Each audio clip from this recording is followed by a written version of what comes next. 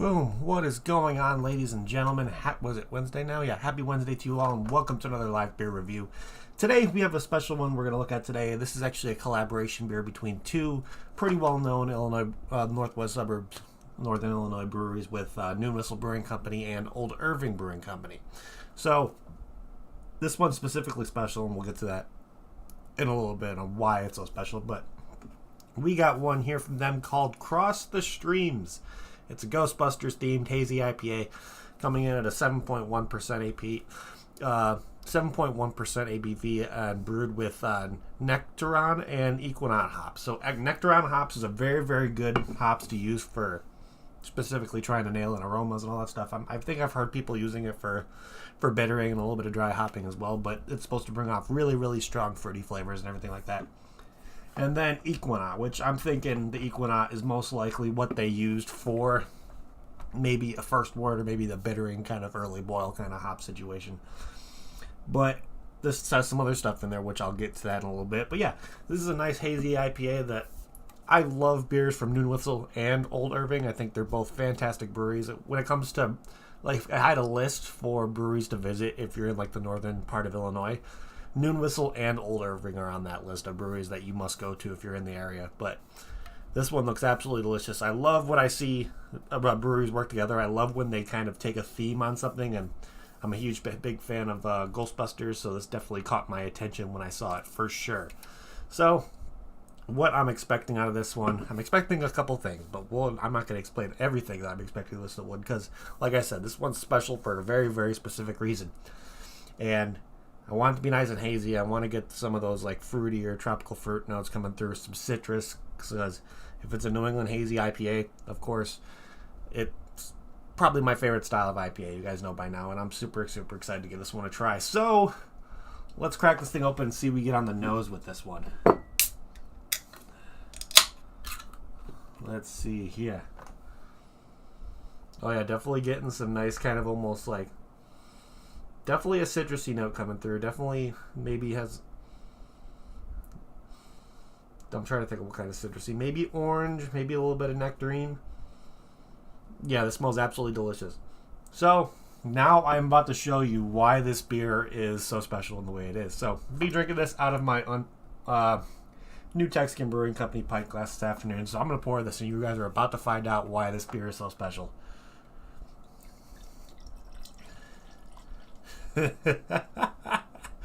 Oh, Jesus. Look at that. So, if you haven't noticed by now, there's something a little bit different with this beer. It's freaking green.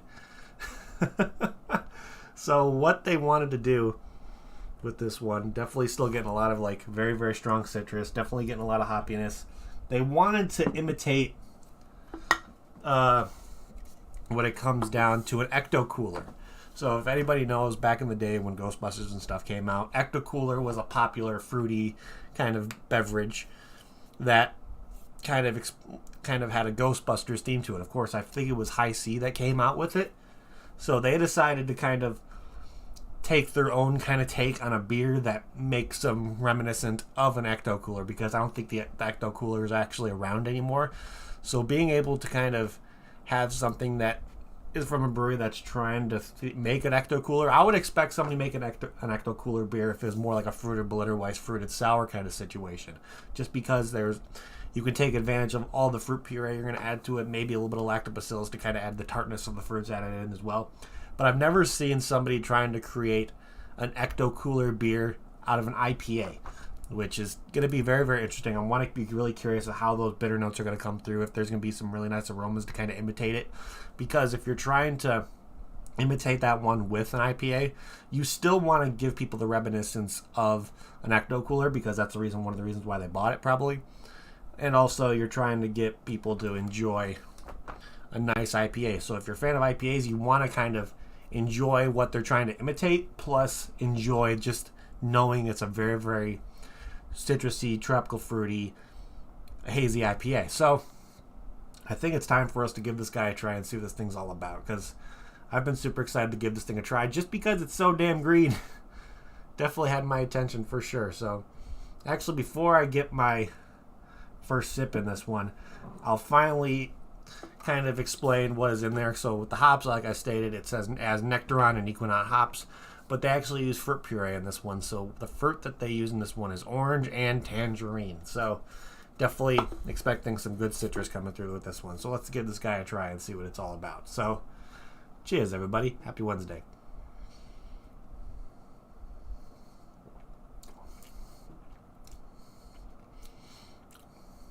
That's kind of freaky. So, okay. Definitely, this is interesting. Very, very interesting. So, you get a lot of elements that you would get when you expect to drink something like a fruited sour, fruited blend, or something that's a little bit more fruity. But you also get notes of an IPA in this one. So it's very, very unique in my opinion. To me, the only reminiscent parts of an IPA in this one is the upfront acidity / bitterness you get from the hops. It has great aromas coming through it. I love the color just because they were trying to imitate an ecto cooler. But of course, right up front, you get that acidity, you get that bitterness from the hops in there, but then it starts washing away. It starts getting very sweet, starts getting very citrusy, very, very fruity towards the end. And you can really, really get the fruit puree coming through towards the end with this guy. I think that's where it shines. So it hits you in waves of how you would expect it almost. So it's where beginning, it gives you that reminiscent of, okay, you're drinking a hazy IPA. But then once you get towards the end, you're like, holy crap, I'm drinking an ecto cooler. That's what I think is so unique about this thing, and it's really cool. So I think we'll kind of read the description of this guy now before we move on and start looking at some other stuff. So what it says here, the description of this beer says, Old Irving Brewing and New Whistle Brewing cross the streams with unlicensed nuclear accelerators to create ecto cooler hazy IPA filled with tang. So they added tang to this beer, orange puree, tangerine puree, nectarine, and Equinox hops. So most likely the Nectaron. So like I said, Nectaron hops is very, very good with coming in, bringing in aroma. Could possibly be something they used on a dry hop if they did dry hop it at all. But to me, I think it's some of those notes of just being enough of each kind of thing to let you know that there's something very special going on with this thing. I personally really, really enjoy it. So we'll get into more of that in a little bit. But let's see if we can try to find something similar to this one, because this is going to be tough.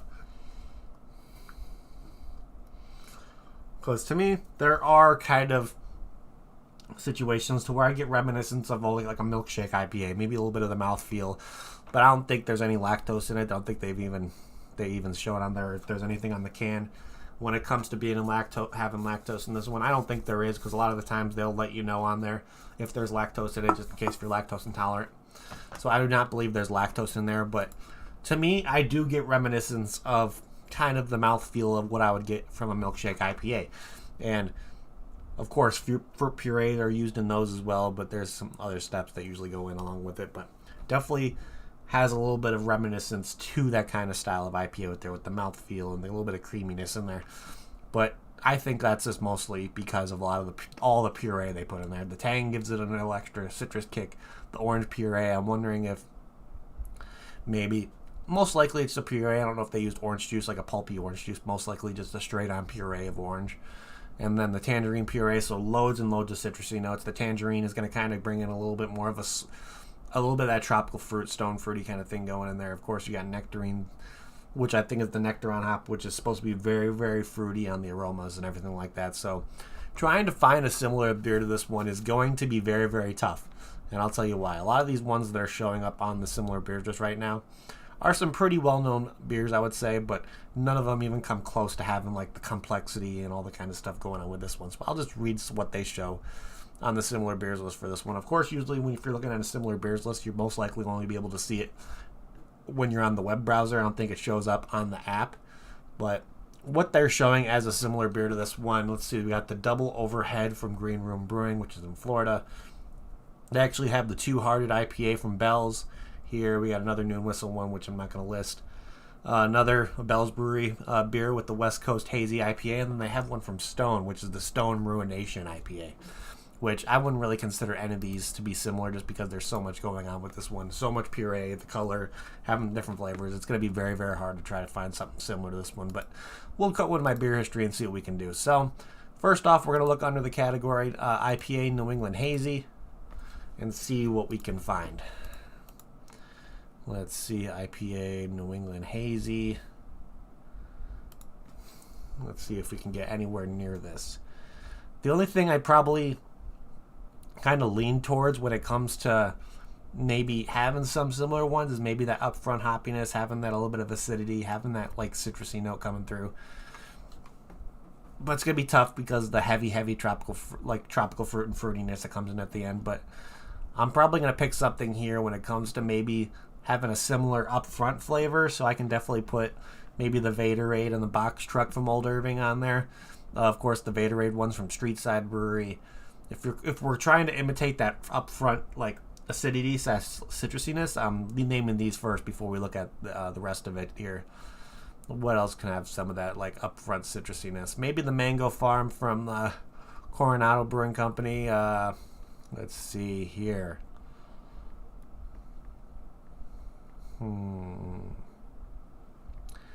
Maybe the Hell Hazed Over from Alter, another local one. The Juicy Bits from Weldworks might help bring in some of that like juiciness that this IPA has.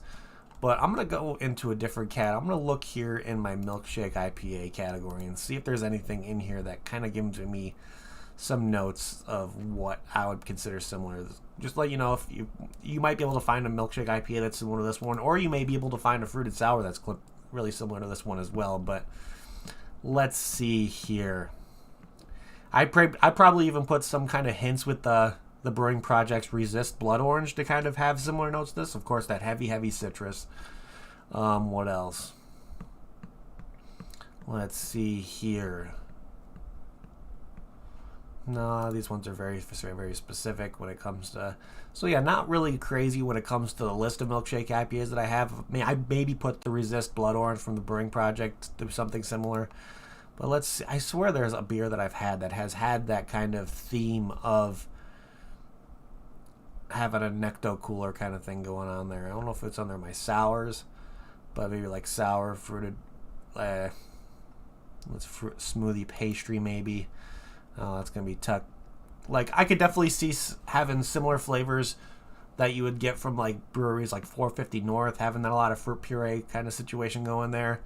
So having like the slushy XXL kind of stuff going in there. What else? Just what I would put in here is like, I recommend, I don't want to say I recommend, but to me it's like you're getting like your normal kind of smoothie sour kind of situation, and you had like an upfront hoppiness. So during that boil you had a significant amount of hops to it. I don't know if they added lactobacillus or anything like that to this one. I don't think they did, just because there's no containing lactose kind of stuff going on with this one. But this is just a very, very unique kind of thing. Okay, so you're all good, Ian? Okay, I don't know if you had... At least you have sound. That's good to know. So, I think this beer is absolutely delicious. I'm a fan. I love just how they kind of took their own take on everything. And it's a very, very unique, but I can definitely say this beer is not going to be for everybody. But I really, really do enjoy the flavors. The one thing that I'd probably change personally for me is to kind of tone down that upfront acidity / maybe do a little bit less on maybe your first word or kind of situation like that, because there's definitely a very predominant upfront bittering that you have to get through before you get to those sweet and like more of those fruitier kind of notes coming through and everything like that. So if you can get past that like upfront acidity / hoppiness, I think you'll be able to really, really enjoy and be able to fully take in all those fruity flavors that come in at the end. So, similar beers list. It's hard to really choose what's similar to this one, like I stated. To me, there's so many different beers that could probably have similar kind of characteristics to this one, but this one's going to be something that's unique to its own. And I think it's actually still available at the brewery right now. I'm not sure if Old Irving is serving it over by them, but I know Noon Whistle, I think the Naperville location actually has some over there right now. I saw a couple check-ins with people doing that. But like I stated, I read the description already. So let's see if there's anybody on my friends list who checked this one in. We got one here, but before we read that, let's see what they show here for the average ratings and all that kind of stuff. So like I stated before, it's a 7.1% ABV, so I would definitely consider this being in the realm of sessionable in my opinion. Of course, you guys know by now my sessionability rating kind of cuts off at around 7.5, so this is pretty close to being not sessionable, but I think this is still in the realm of being something that you'd be able to have one or two and be perfectly fine. And let's see here. With over 803 ratings, this one has an average rating of 3.71 out of 5, which is not bad at all. It's unique. I can see why some people like it. I can see why some people don't like it as well. So let's see who on my friends list check this one in. Because if I remember correctly, my dad's actually the one that picked this up at the brewery. And what he put here is, as long as you can get past the green slime color, it's not bad. So he gave it a 3.5 out of 5, purchased at the Noon Whistle Lombard location, which I've seen recent ones of people selling it and buying it in Naperville. So I think you'll be able to get it at the Naperville location right now. So let's look and see what the global ratings on this guy is. So this person gave it was closer to 4.5. Yeah, 4.5 out of 5. Like I said, purchased at the Noon Whistle Naperville location. This person gave it a 3 out of 5, saying, love the brewery, but not this beer. Sorry. So, yeah, this is definitely going to be very, very hit or miss for people. It's going to be either you like it or you don't. There's so many characteristics of each kind of style that I think of when it comes to like a fruited sour / IPA that are in this one. But if you enjoy both, you may enjoy this one. If you don't enjoy one but you enjoy the other, this may be a little bit of a difficult drink for you. This guy gave it a 3 out of 5. Let's see. This person gave it a 3.25 out of 5, saying no IPA taste. Maybe he doesn't really get that upfront bitterness like I do. What else? This guy gave it a 3.75, saying Ghostbusters slime color. Don't get the IPA part, but I got a lot of orange / tangerine flavors. Yep, definitely agree. What else? We got a 3.75 here. This person gave it a 4.25. This person gave it a 4 out of 5, purchased at the Star Liquor, which is in Madison, Wisconsin. So it looks like maybe this one's available in Madison right now. What he said was more like a mimosa than a beer, but still really good. They really went all in with the Ghostbusters theme. This one looks like green slime. Yes, it does. Well, let's do 3 more. This person gave it a 3.5. We got a 3.75. And then the last one we got here is a 3.75. Just said very green, which, yes, it is. But all that being said, I think I am enjoying this one overall. There's definitely things that I would have changed a little bit when it comes to maybe having a little more balance to it. I love the mouthfeel, like I said. I love the fruitiness towards the end.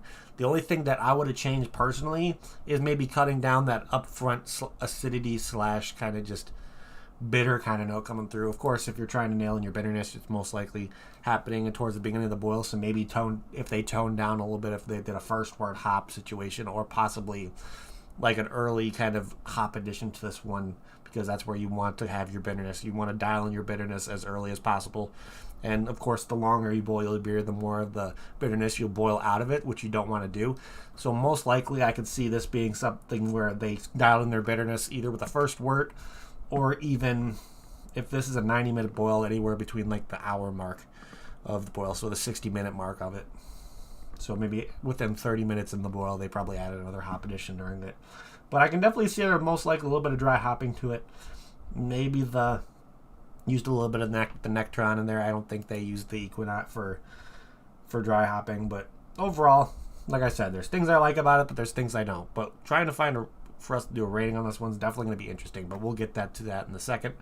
But of course, let's start trying to figure out what we're going to be doing for ratings over here. Of course, we'll get to the actual rating of the beer in a few minutes. But first thing we like to look at here is can art. And like I stated before, I'm a huge fan of Ghostbusters. I'm a huge fan of these breweries, and it kind of is the best of both worlds with this one, just because they have the wonderful colors, like the purple colors. Of course, you have the cross the streams right there, almost having like a ghost kind of theme to it going into the machine, where they capture the ghosts, and then you have the logos of Old Irving and Noon Whistle almost having like that glow effect to it, like the logos are ghosts themselves.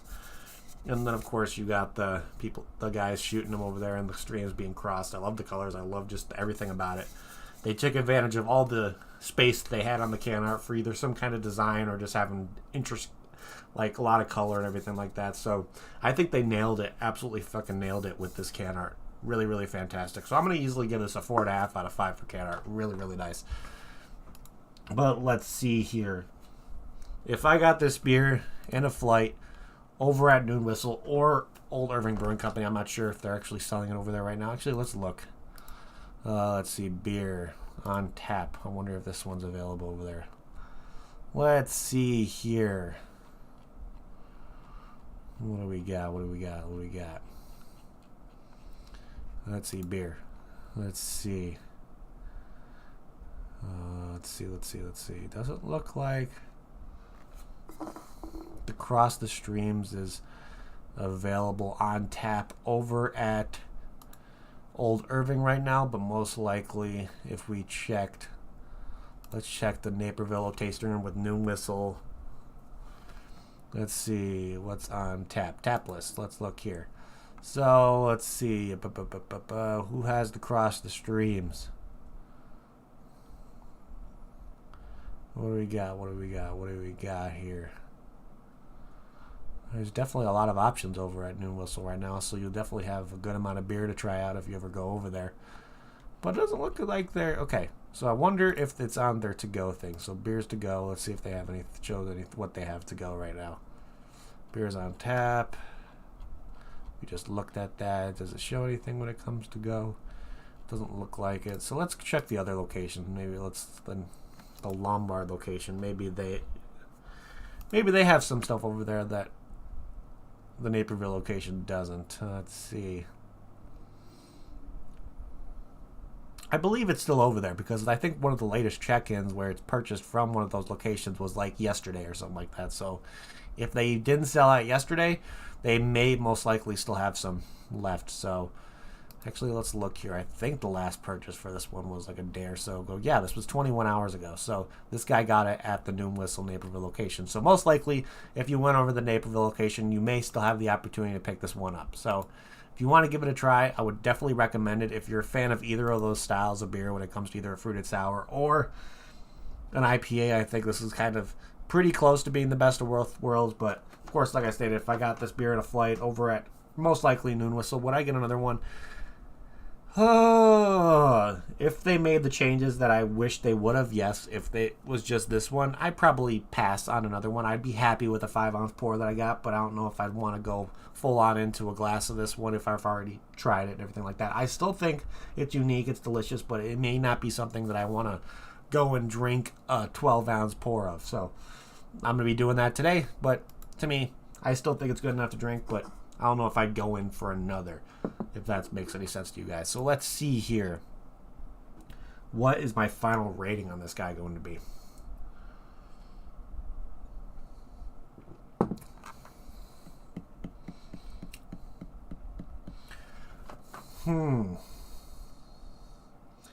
Like, the thing that saves this one for me, to me personally, is the really nice fruitiness at the end, like I would expect out of like a fruited sour or milkshake IPA. The only thing that bugs me about this beer is that just the upfront acidity / kind of just like bitter note that comes through. I think is a little bit more too predominant in my opinion. I think, like I said, if you would have dialed down your either the hops that they used for bittering, or maybe just turn this into a fruited sour completely and get rid of the hop situation, I think it would sell better that way. But to me, if this beer was revamped just a little bit, taken out like maybe the hazy IPA thing and just make it like an ecto cooler sour, I think maybe the addition of lactobacillus can help bring in those tart notes. Maybe probably the similar grain bill would probably be good. Of course, adding all the puree and the tang and everything like that in there would still help make this a pretty damn delicious beer. But overall, if I had to choose the biggest thing to change with this one, in my opinion, I would just take the hazy IPA part out of it. Take away a lot of the crazier kind of additions of the hops and just make this more of an ecto cooler fruited sour. I think it would probably sell a lot better that way and just be overall a way more solid beer. Of course, you can still add hops for dialing down your bitterness and dialing down your aromas, but I think if they focus more on this being a fruited sour instead of a hazy IPA, I think this beer would have been a lot better. But overall, it's still pretty solid. Of course, I would definitely recommend trying it if you're, like I said, if you're a fan of both of those styles. It may be something that might become a new favorite for you, but who knows. So I think my final rating on this guy, I'm going to give it between like a 6.75 to a 7. I'm going to lean more towards the 7, I think. I think it's worth probably very, very solid 7 out of 10 is where I'm going to leave with this one. It's still good, but there are definitely still things I would change about this one. Like I said, I would definitely recommend this being more towards a fruited sour at the end of the day. But under that, let's see here. I think that is pretty much what I have for you guys today. So thank you everybody in chat for hanging out. You guys are awesome. Oh, I thought I had a burp. Of course, if you want to shoot me a like, that would be greatly appreciated. Of course, if you want to follow me on all my other social media platforms, that'd be awesome as well. You got my Instagram, where will be the first place you'll be able to see what I'm reviewing that day. I don't think I have a review planned for you guys tomorrow because I got some stuff going on. But I probably will have a review for you guys on Friday, so keep an eye out for that. Let's see. Of course, like I stated, follow me on Instagram. You'll see where I'll be reviewing. Plus, you'll see a little bit of behind-the-scenes stuff I do over at Fibs. Every once in a while, I might go live over there while we're doing some stuff over there just to kind of chat with you guys. So if you want to take advantage of all that, seeing what I'm doing over at the brewery, of course, see what's going to be reviewed on this channel. Instagram is going to be a good way to do so, of course. You guys hear me talk about Untappd a lot. Untappd, I think, is a fantastic platform. I like to call it Facebook for beer drinkers. That's pretty much what it is. You can check in beers, get badges, all that kind of stuff. It's really, really fun. So if you're on Untappd and haven't shot me a friend request yet, please do so. If you're a craft beer fan and you're not on Untappd, go ahead and do so. It's a really, really cool platform, and I think you'd really enjoy it. Plus, while you're on there, you could shoot me a friend request. Link to my profile is down in the description below.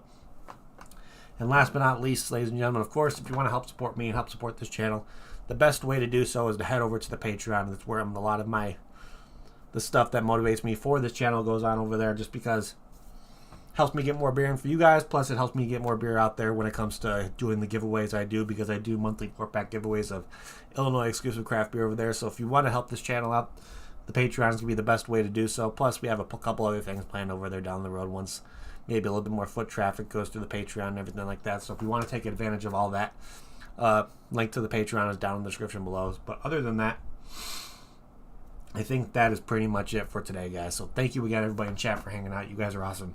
Thank you, everybody who's going to be watching the replay as well. You guys are fantastic. And I'm going to end this like I always do before we get the hell out of here. If you're going to drink, drink responsibly. Don't drink and drive. And I'll see y'all next time.